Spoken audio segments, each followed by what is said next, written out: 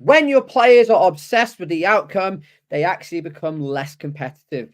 That's the topic of today's live stream. Welcome, as always, to mytenniscoaching.com. My name is Steve Whelan, your tennis coach and coach educator over at mytenniscoaching.com. As always, we are live on YouTube, Facebook, Instagram, and the audio we pushed out to Spotify as well. Coaches, I hope we're well across the world. And today we're going to talk about being outcome focused, only really focused on winning, which is becoming more and more prevalent within the game. It's always been there. Players will always play sport to win. And through this conversation, I'm not going to downplay that we all want to win. Of course we do. That's why we compete at tennis, why we compete at football, lots of different sports. We all would like to win. However, the focus on winning often gets in the way of performance. And we're going to talk about that today. And I'm going to talk about some previous experience I've had over the past few weeks working with very good tennis players. But when things get tough, they get less competitive. And my theory and my thinking and reflection over the last couple of weeks has been it's because they're so focused on the outcome. And it's an issue that's, I wouldn't say new to tennis, but it's more visible now. I didn't see this as much 20 years ago than I do now. I see it a lot more now, especially when I go to tennis tournaments. I put out a post last week about this. When you go to tennis matches now or tennis tournaments, all you tend to see is a fear of failure. Players don't want to lose. So what tends to happen and how can we recognize that fear of failure? Well, I look at it in two ways. If they're winning, they'll ease off the pedal. They'll stop taking risks. They almost try and coast over the winning line because they're scared of giving away the lead. And sometimes they creep over the line. Sometimes the opponent comes back. And even though the player's been playing really well, they've been maybe, I don't know, attacking short balls down the line, getting into net, hitting volleys. They found a way to win. They've almost at some point realized, hey, I might actually win this thing, and then becomes a fear of failure. And that then will hinder their performance. We may also see it on the flip side as well. So if a player is losing quite convincingly or quite heavily, they'll just give up. They'll start to tank. They'll start to do stuff that they wouldn't normally do. You may see a lot of emotion. Players might get upset, may get angry, throw their racket, maybe drop the occasional F-bomb. They'll just give up. They won't try and find a way to win. And again, to me, that comes down to this fear of failure. Again, I opened up the stream today by talking about we all want to win. But the thing is with winning, we can't completely control it. Unfortunately, in tennis, there's a person called the opponent. I've talked about this person quite a lot over a couple of weeks over on Instagram at My Tennis Coaching. Your opponent has a huge influence within the match. They're going to try and stop you from winning. They may get some luck. They may have a good day. You may have a bad day. Things just might not go your way. You may play the best tennis of your life, but you just lose a couple of key points. You may win more points than your opponent, but you just lose a couple of sudden death points. You can't control all the variables in tennis, therefore you can't control the outcome with complete success. But players believe they can. And a comment I hear a lot more now within junior tennis, I should win. Not I could win, I should win. And when you challenge players on this, you get the answers. I'm a much better player. I play more each week. I'm a higher ranked player. I'm a performance player. I train with the top level players and top level coaches. I should win. No guarantee. You could win. You could win. And every dog has its day, as they say.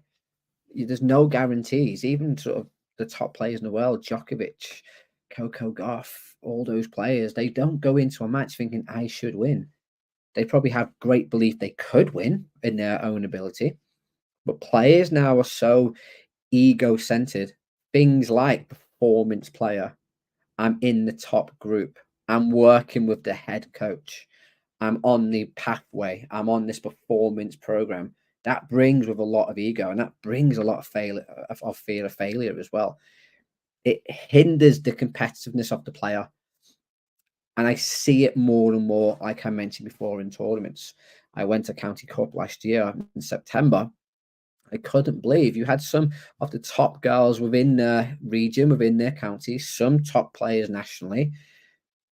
No one was trying to win. And what do I mean by trying to win? Well, no one was taking risks. Everyone was playing what I would call pretty safe tennis, consistent tennis, lots of cross court. They say battles, trading, lots of rallying. People given opportunities to change direction, they don't take it. People given opportunities to go into the court, get and take control of the net, they don't take it. People get opportunities to maybe go for the big serve because the player stand in slight opposition. They don't go for it. And in my eyes, that's not competing. That's almost trying just to coast over the line. And I call it waiting to win. Can I just be patient and outlast my opponent? And you look at the top players, like I was really fortunate last year. I went to the French Open, I went to Wimbledon, I watched lots of the juniors, lots of the top male and female players. You look at those top players, they're not waiting to win. They're making things happen. They're trying to win. They're trying to be proactive. They're trying to go out there and execute their game plan. They're trying to use their weapons. They're taking risks. They're trying to get into the net, the serve volley, and they're trying lots of different things. Just don't see that within the juniors at the moment, especially at county sort of regional level players. There's just this fear of, well, I don't want to try something different because it might not work. As always, I put a little bit of blame that on coaches because we train these players in the environment. How often are we training players, or how often are we challenging players to find ways of winning? Or how often are we just getting them to win the cross court battle? How often are we telling them, okay, let's just outlast your opponent? Which, to be fair, it gets you to a certain level. But if you're going to make that leap into the next level, into regional, national level, you've got to take some risks. You've got to be brave to win matches. And I just don't see it. And that's what I call a non-competitive player. You're not trying to win. So if you're in the lead, okay, can you finish him off? Can you go for the kill? Can you go for the jugular? Can you actually now keep going forwards and finish the match? That's being competitive. If you're losing the match, are you chasing every single ball down? Are you trying absolutely everything in your bag of tricks to turn the match around? More often than not, no, they just give up.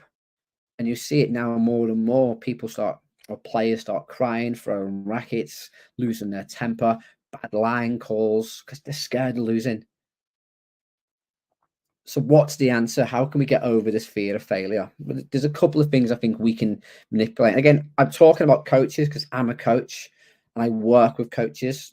And I do believe that players have to take some accountability, responsibility. I think the parents have to take accountability and responsibility in their role as well. But as this is a coach education channel, I want to just talk about coaches. That's not always giving coaches a bad time. I'm going to put myself in this bracket as always. Things we can do better. One, we need to take the pressure off the outcome. Everything we do within sessions is generally outcome based. Rally to 50, outcome based. Hit the ball to that zone, outcome based. What happens if you don't get the outcome? The coach jumps in, gives you ways to fix it. So what happens from a psychological point of view, the players then just get in this mindset of if they can't achieve the outcome, it's something that they're doing wrong. If I miss that forehand cross court, coach tells me how to fix it. I then believe that's my fault. It might just be a great shot by my opponent on the far side.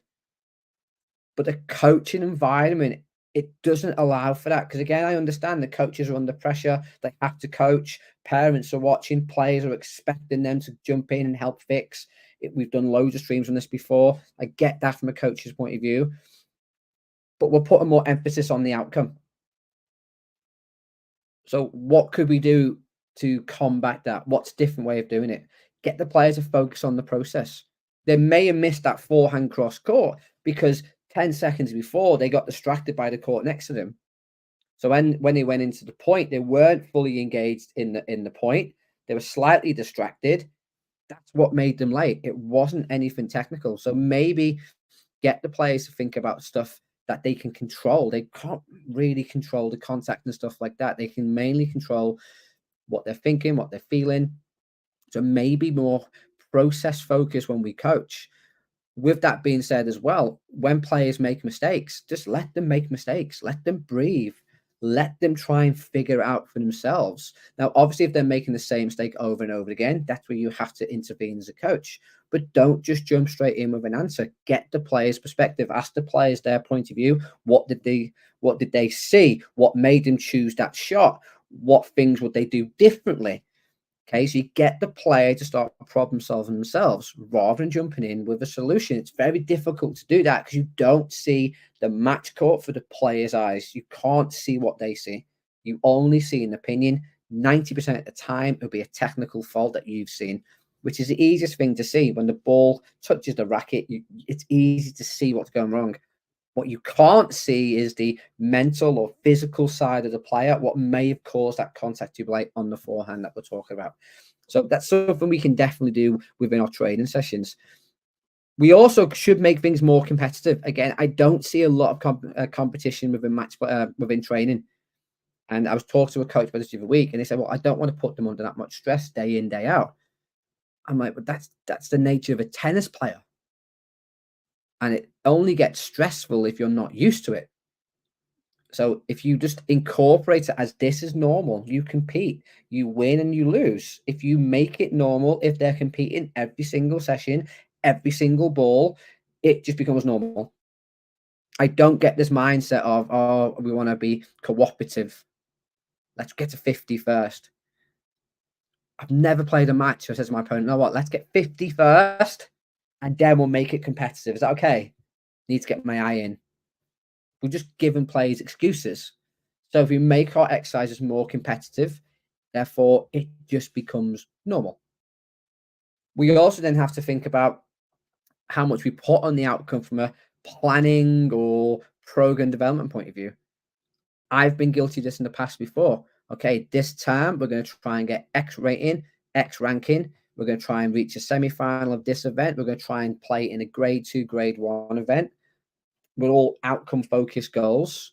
All I'm doing now is putting more bricks and stones into the player's tennis bag, and I'm weighing them down with expectations.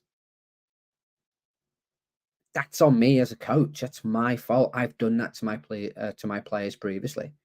Interestingly, this term I've not set any of those type of goals for my players because again, I'm just adding more expectation, adding more pressure. And some players may like that. Now, I'm not saying if your player says to you, I want to play in a grade 1, you go, whoa, whoa, whoa, don't do that. Again, you have that high expectation, but then you say to them, okay, well, what do we need to get there?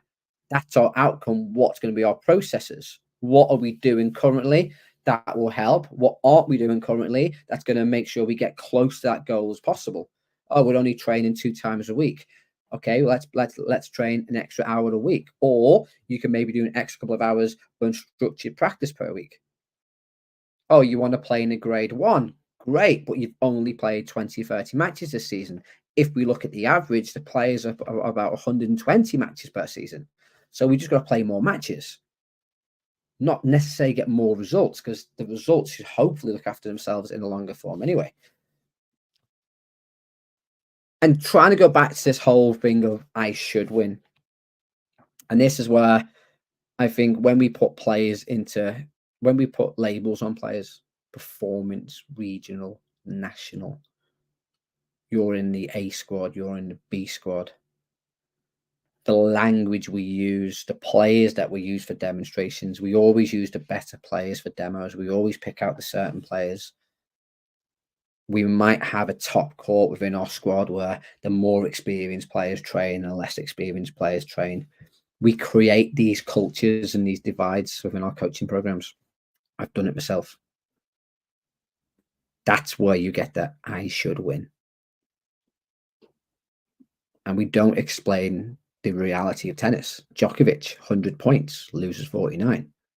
Arguably the best player ever to play the game.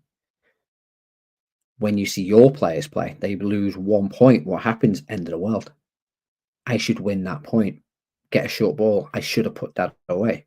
No, you could have put it away. You could win this match. But how you apply yourself to that situation, how you apply yourself to the match, you're going to have to make mistakes to learn how to maybe fix it later on. So just wording that we use, how we set up the environment, stop putting players within brackets. Stop calling players performance players, especially at under 12 level. They're not performance players.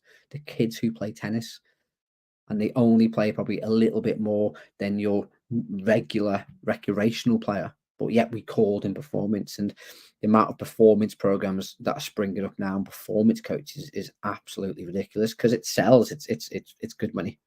It's good money. Easy to get people to buy into it.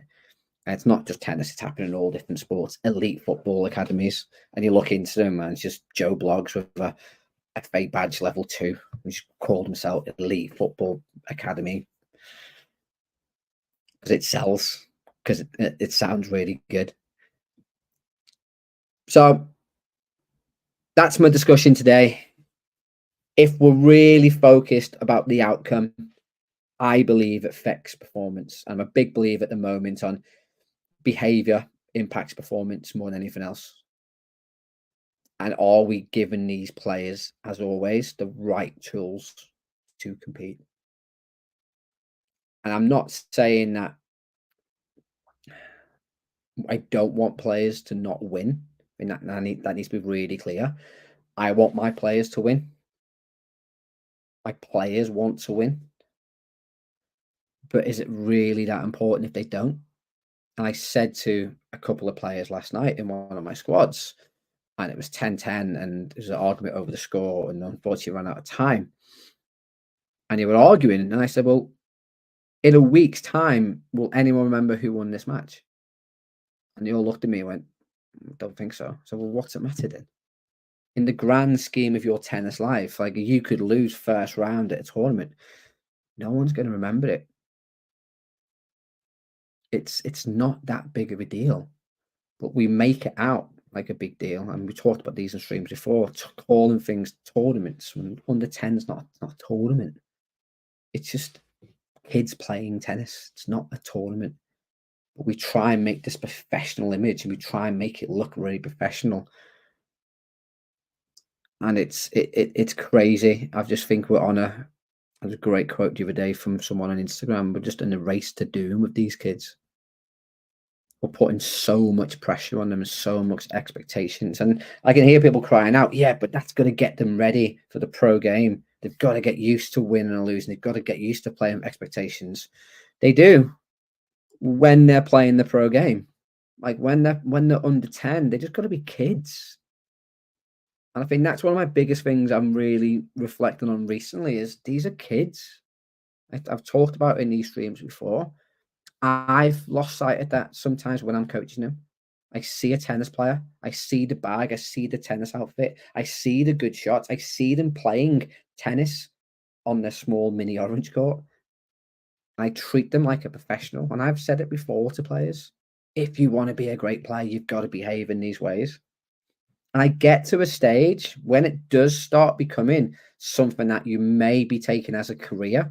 So when you're going into sort of 14, 15, 16, and you may be going to a national academy, or you may be thinking about college in the States. Okay, now let's start taking it a little bit more serious. But under 12, do we really need to take it so seriously? They'll have time to learn how to be a professional. They'll have time to learn how to deal with losing semi-finals, deal with losing finals. They'll have time to be chasing ratings and rankings to get into certain events. But we're doing it far too early and far too soon. And what happens? Players give up. So let's not be so focused on the outcome. As a coach, let's work with the parents as well and help them bring awareness to sort of the limitations of being too outcome focused, because there's not a lot of players who go on from under 10 to be a professional player for reasons probably like this, because they burn out by 12 or 13. I've seen it firsthand. National level player stop playing at 12 because he's just fed up, because tennis became his life. He was almost a full-time tennis player at the age of 10. every day playing tennis, every weekend playing tennis, talking about tennis, sleeping about sleeping and dreaming about tennis. Gets to 12 and realizes he's got a life ahead of him. He's like, I don't really want to do this no more. It becomes a full-time job. And it's nuts. So there we go. mytenniscoaching.com. We've just launched our brand new Coach Academy. If you'd like to learn how to be a better coach by using things like the ecological dynamics approach, constraint-led coaching, like to get to see me coach. I know I do a lot of streaming of me talking, but watch me walk the walk and talk the talk. I don't put that type of content out no more because I want to save it for people who help me run these channels. These channels cost a lot of money. And all the stuff that I put in behind it as well. So if you'd like to see me coach, like to learn, hopefully from my mistakes, and that's all I ever put out. I keep saying it when people moan at me, saying I'm preaching. I'm not preaching. I'm trying to help. Head over to mytenniscoaching.com, check out my tennis coach academy, and until next time, stop being some outcome focused, be more process focused. Let's take some of those rocks out the kids' bags, let them be children, let them play tennis, and until next time, I'll see you soon.